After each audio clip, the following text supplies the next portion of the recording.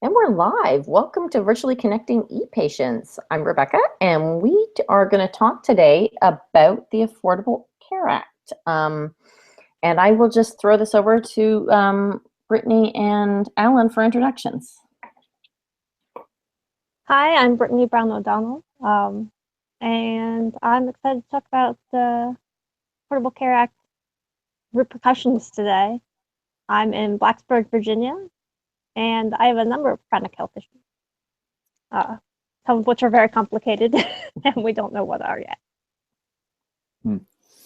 Great, thanks Rebecca and Brittany. Alan Levine coming to you from the large metropolis of Strawberry, Arizona, and I'm type 1 diabetic, and I couldn't work from home and be functional without, and live here without access to affordable insurance. And so looking forward to talk about it. I am by no means an expert at all in the politics or rules of it. I just care about the people who it's benefiting right now. Ditto. So I guess my question is sort of what aspects of the act are the important parts? Like, what are the things that really make a difference for you?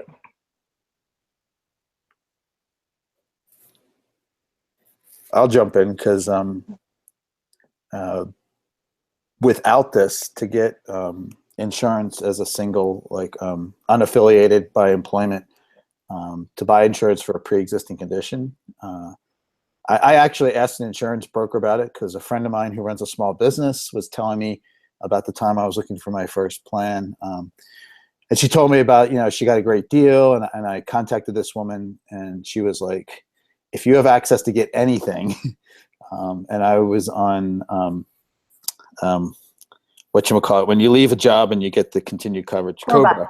And that bridged me until I could get, she said, if you can get the federal plan, definitely do it, because it would be so expensive to even try to get any kind of coverage. And so the pre-existing condition is the big deal for me.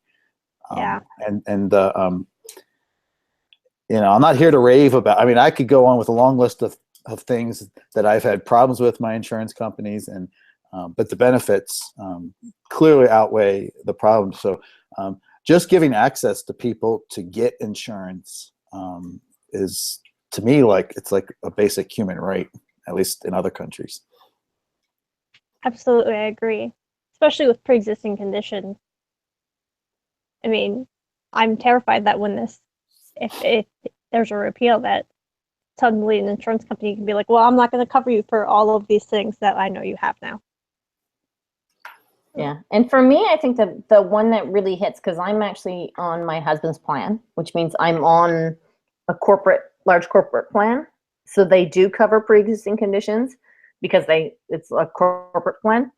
But it's the cap, the maximum cap, right? Cancer treatments are expensive.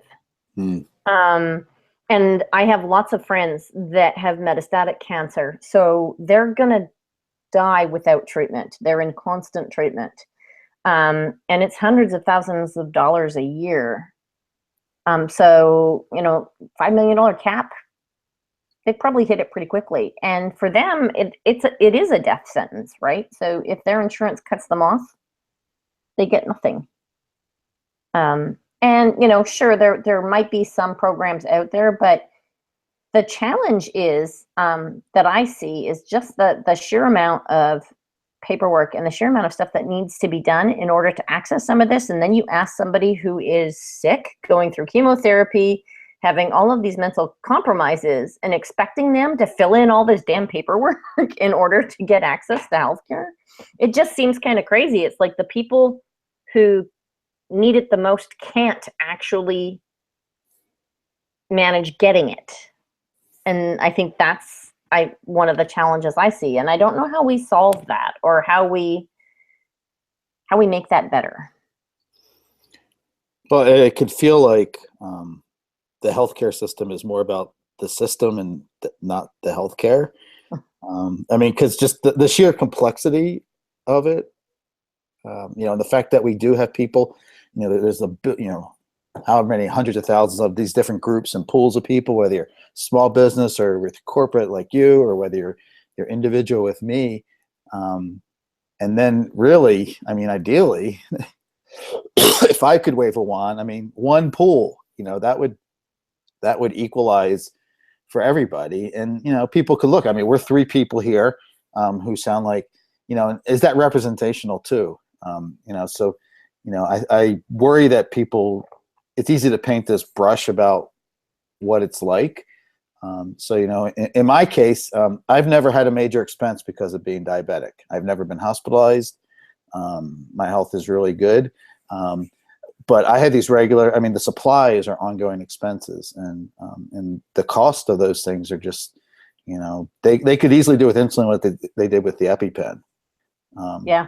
And we're beyond control for that. So, I'm actually, my planning for the unknown future is figuring out alternative ways to get my supplies. So, I found this woman diabetic. I heard about her on NPR radio, and she started this, I can't remember the name of this now, but it's basically helping diabetics get access to lower cost supplies. So she taps into like overstock, and she gets like, I have an insulin pump. So the major costs are the insulin to put in it and all the tubing that goes with it. So I looked and I can get the cost for some of my regular supplies for like a fifth of what I'm paying through my insurance. And so, like, I'm looking at these backdoor plans. I'm looking at, maybe I can get my supplies in Mexico. And it's like, it's just crazy. It's not. Well, and I guess the challenge I have is that, you're highly intelligent and highly connected, right? So you have that capability where I think a lot of people out there don't. And so there's sort of that privilege. And one of the privileges I see, I like to, rather than say it's a system problem, I like to call it healthy privilege. And the reality is that the people that are setting the policies and making this up are doing it, they are healthy when they're doing it. And so they don't have the understanding of what it means to be trying to navigate the system when you're not healthy. And I think that's part of the challenge. Absolutely.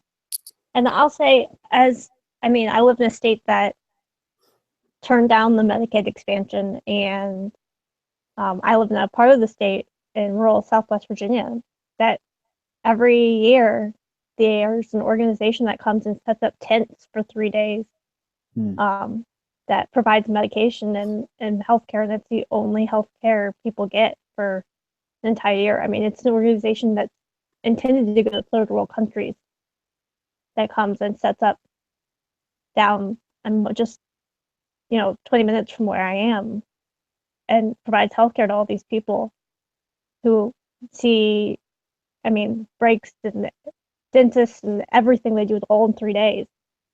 And I consider myself lucky. I have a lot of privilege I've had really good healthcare. My stepdad's in a union, so I grew up with good insurance.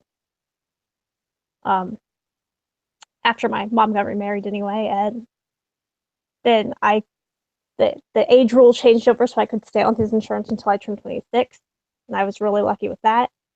And then the pre-existing conditions, and I've managed to so far be really lucky, but I think about all these people who have no access to anything during the year, how hard it must be for them to even, they can't even fathom having less access than I already do.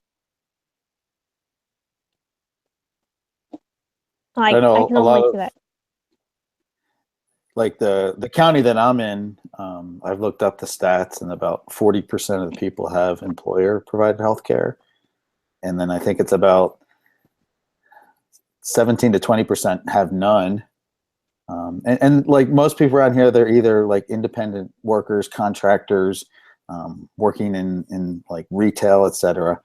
And so a lot of people are just doing without and rolling the dice.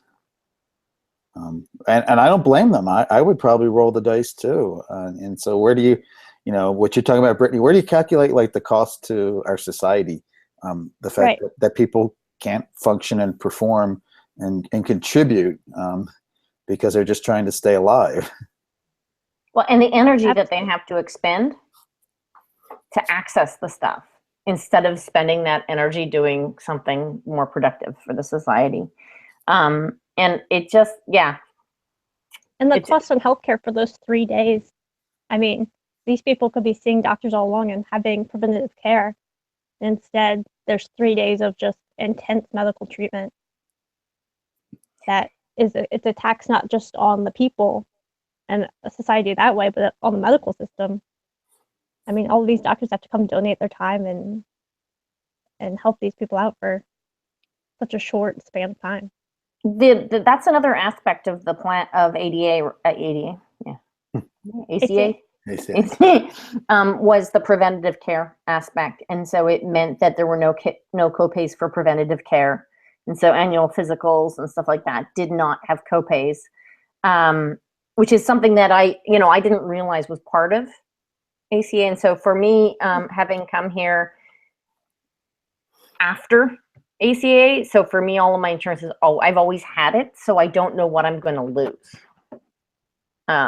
But it is concerning, and I don't qualify for Medicare, Right, or any of that. And so, but I do live in California, and so I have the benefit of the California government doing what it can to backfill for any of the changes, right? So they are, they're very much saying we don't want to lose our, and we call it CalMed here.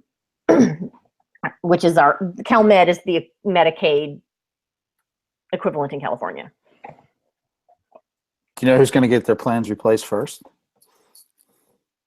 Do you know who's going to get their first replacement plans? Yeah. I don't think that I find all congressmen and their staff, 13,000 people, they get their insurance through the marketplace. They actually get gold level plans, which are the best coverage, and they get them at the rates, small business rates, and taxpayers pay 75% of their insurance. It's like, where do I get that plan? yeah. But you can believe, and I don't know. To me, it's kind of interesting. I don't know how that got put in place, because they had some other kind of healthcare system set up front, and I think the Obama was able to do this with the power in his first years in office, and that's why they hate it too, probably, among the other reasons. So I just think it's interesting, and that's going to be their first move, is to cover their own butts, in my opinion. Which goes back to what Rebecca was saying of who's making the policies, people who aren't hurt by them. Yeah. And I'm not like, I certainly am not looking for free. It's like, I pay, and I'm willing to pay for my health, but for those around me, yeah, I'm happy to pay taxes and pay more so that we can all have equal coverage. But what I need covered needs to be covered. Yeah, and that's sort of an interesting question, because I look at it and I go, well, my husband pays full premiums and doesn't use any, Okay. he's healthy. He uses almost none of what he pays. So he pays more than he gets, which is how insurance is intended to work, right? The idea is more people pay. And so when I listened to Paul Ryan's sort of suggestion that we just take the 10% out so that it lowers the cost for everybody, and I'm all like, yeah, but that 10% means that they're not going to get anything, because the reality check is to access the federal funds for that 10% is so the paperwork is so difficult, and those are the people that typically can't do the paperwork and can't fill out the forms and can't access this because they're in a position where their health is compromised. That's why they're in the 10%, right? And so it's sort of like and somebody has to pay for that 10%. So that 10% comes out of government coffers. And I'm feeling like a little bit of somebody has to pay for the stuff that the government is providing. Where does that come from if you're cutting taxes? It just doesn't make any sense to me, but yeah.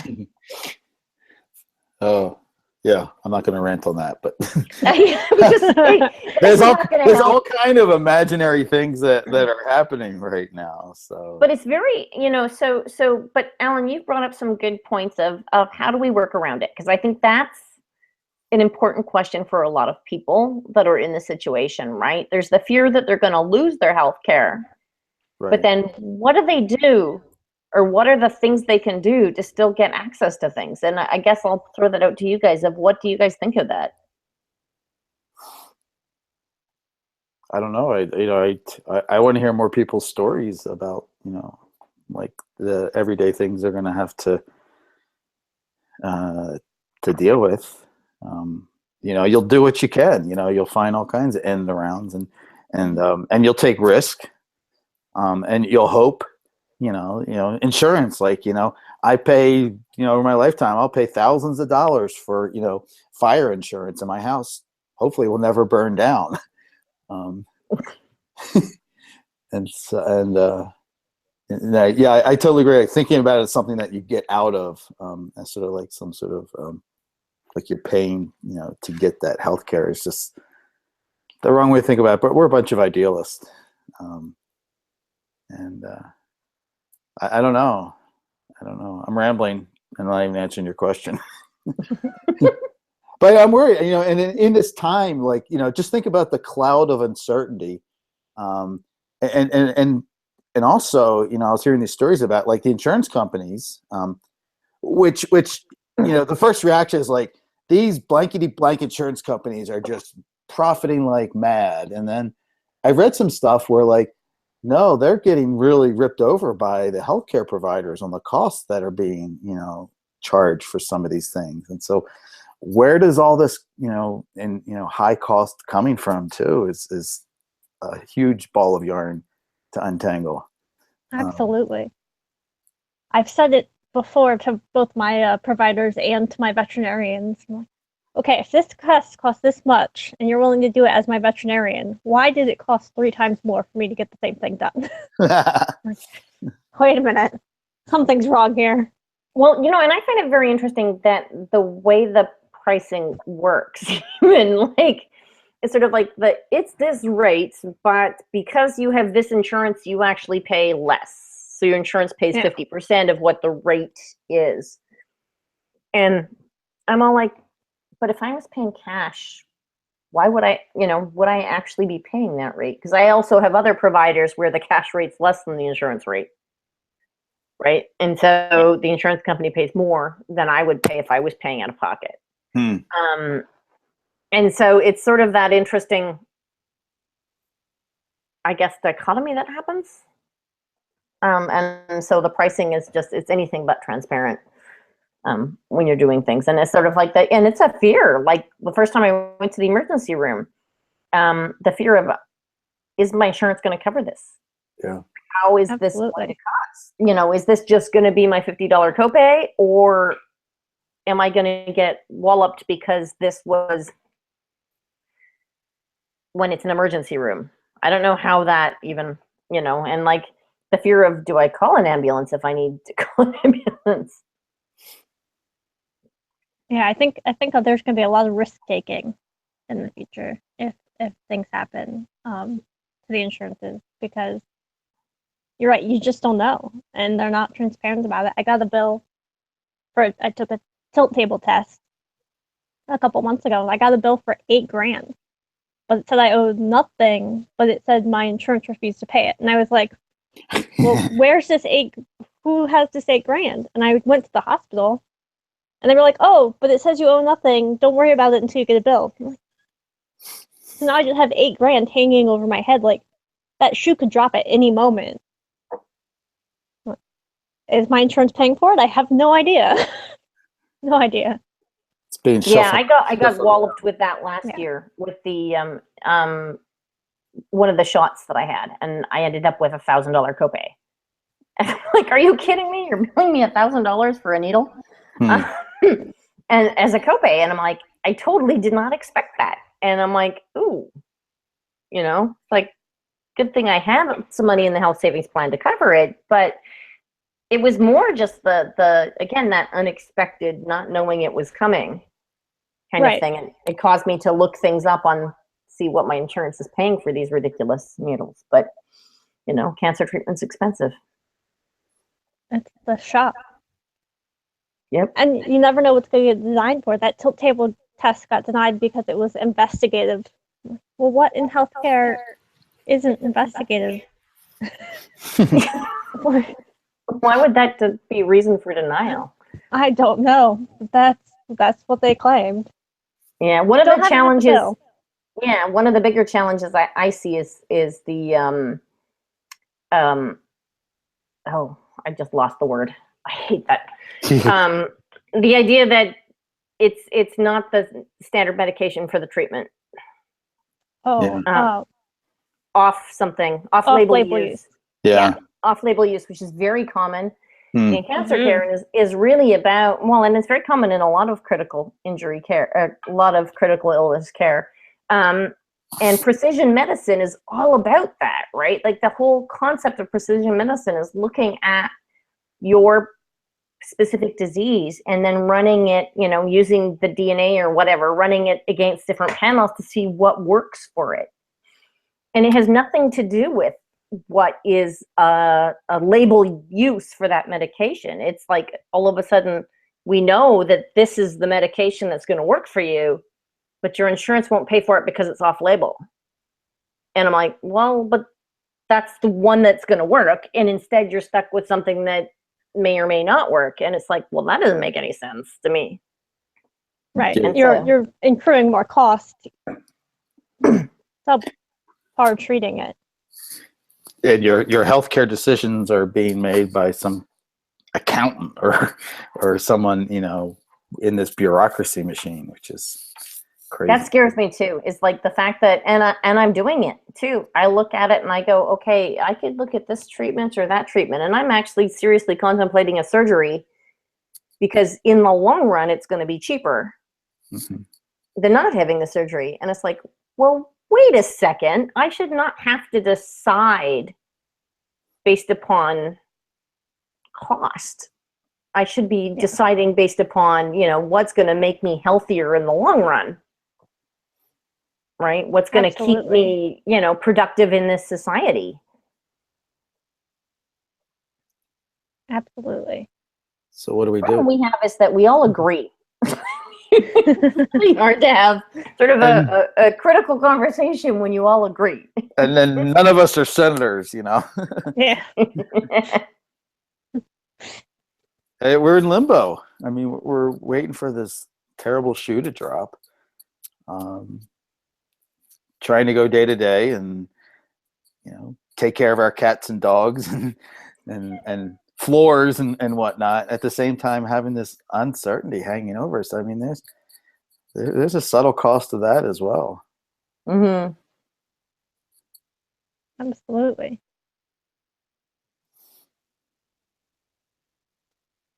There's physical and mental health costs with that. I mean, what tolls are we taking worrying about our health? Yeah. Which, you know, again, that added anxiety, there's one more It's not health healthy. issue. Yeah.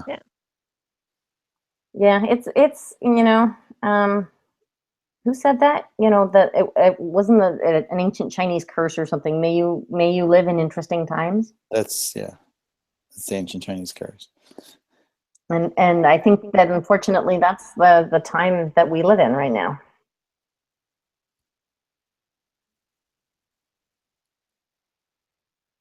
So what's your most optimistic vision of what could possibly happen given the operators? You know, optimistically, I wouldn't argue if there was a replace and repeal instead of a repeal and replace. Like that's really where the issue comes in. Is like you don't just take it away. Put something in place and know what you're putting in place, because that's part of the challenge, right? Is that, but everybody's talking about putting in place different things.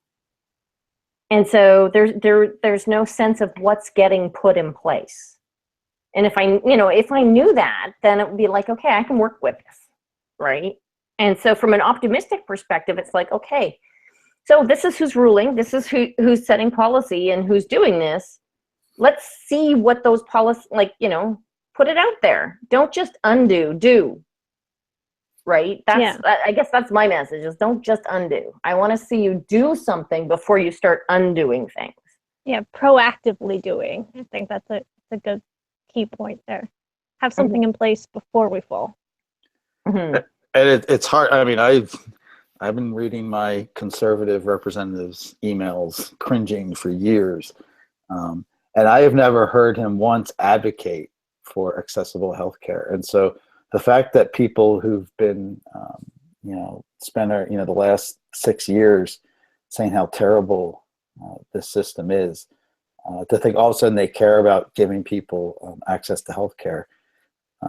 I have a hard time swallowing that. And if that was the case, they wouldn't be repealing and replacing with something else. But you got to look. There's a huge, I can't remember whether it was like $500 billion or the number. It's staggering what is funding this program. And so, my dark thoughts is they want to get their fingers on that. They're going to put that money into something else, and then we're going to be left with. And I'm really, for my concern, I look at it and I say that it actually hurts small business, and people are saying that that the ACA hurts small business because of the fees and stuff. But on the other hand, it's like, but it means as an entrepreneur that I don't. I have to risk being an entrepreneur, right? It means that being an entrepreneur, you have to be healthy. You have to have that healthy privilege if you want to, and go on your own, because otherwise you need to be part of a corporation. So in some ways, I see that the corporations wanting this killed, in part because it encourages more of their employees to stay with them.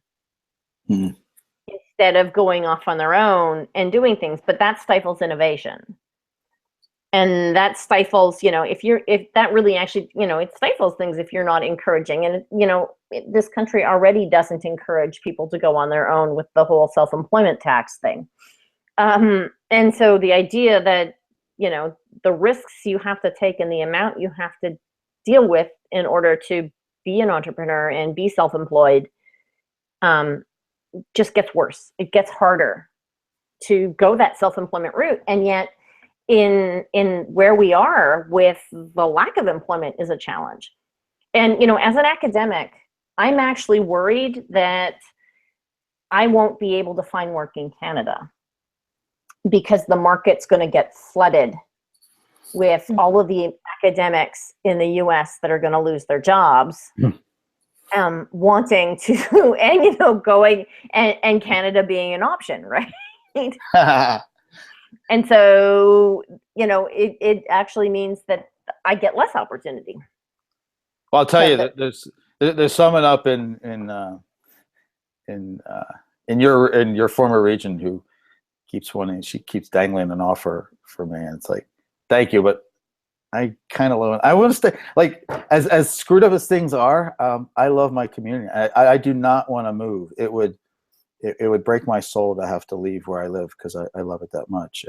And to get employer provided coverage, I cannot live in this small community where I am. There aren't those kind of jobs that I can do in my field. I would have to go to a city, and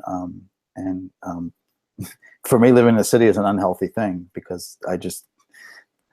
That's ironic, right? There's an irony to that because it means that you have to move to the city, and cities are generally more democratic.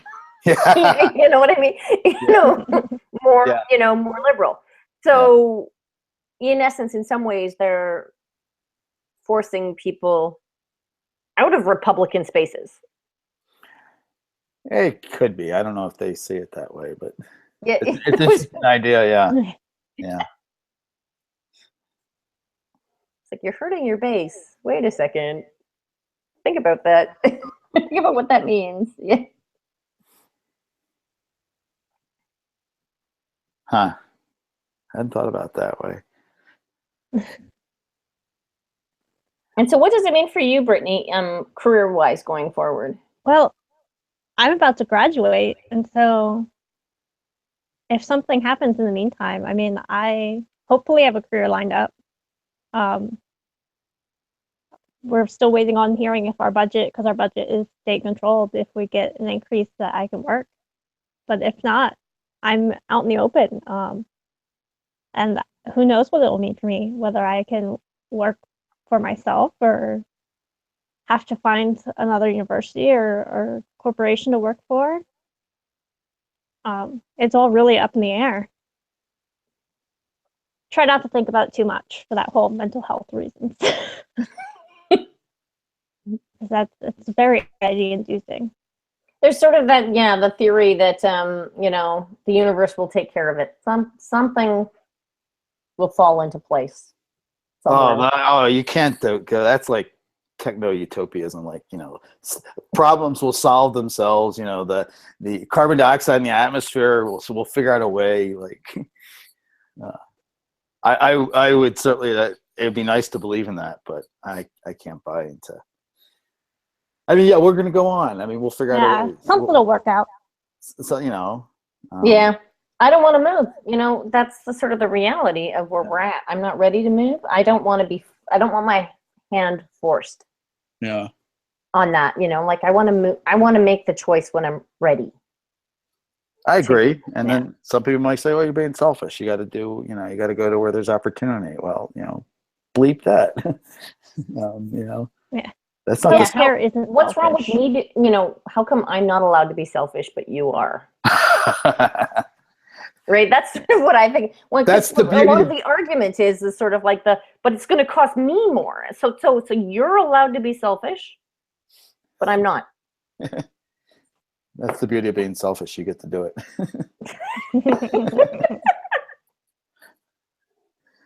I guess so. I mean, like you said, where's we don't have like a critical debate here going on. But I guess one thing is like how isolated people feel in this, and who don't necessarily have people to talk to or ask these questions of, and just are having that hand forced, and feeling that we're powerless in this decision. Because, I mean, I think I'm informed, and I feel totally powerless. Yeah. It's easy to feel powerless. I mean, we see time and time again, what power do we really have to make these decisions? And so maybe from a mental health perspective, you're better off being naive. Yeah. Like we're having this existential problem because we're thinking about it and we're going through that process. And if we were naive about the whole thing, we wouldn't have to deal with the existential issues. Yet. Yeah. But then you get blindsided by something because you were not aware of it. I don't know. Now you're getting very existential, and I have to go pretty soon, and so and like, do we go on a happy note? Yeah, well, I think I guess part of it is you asked the question sort of what would look good, right? Like what would be the ultimate, given the state of who's governing, what is the best outcome for us? What do you think would be the best outcome? I mean, it could be possible. I mean, some of this talk is like, giving a lot of the authority to the states. And so do you have more trust? You probably do in California, in your state system. In Arizona, it's like, oh my God, these people are lunatics, just at a different level. But, maybe the states do have a better sense about what the needs are. I was trying to give them benefit of a doubt, Brittany. Well, considering my state already has, a third world country organization coming to provide healthcare, I don't have a lot of trust in them. Yeah. And it's hard. My state is so polarized. Virginia is so big, and there's so much of the population up in Northern Virginia and Norfolk and stuff that have money and don't think about it, that they forget about Southwest Virginia and the more rural, more dangerous areas. I mean, Southwest Virginia is coal mining country. They need healthcare, and yet they still don't have access to it. So the people making the laws don't really see representation of the entire state, and it's hard to put trust that they will. But maybe they're better than the whole national, a national level. I live in a bubble because I live in California. There used to be this guy who talked about hope.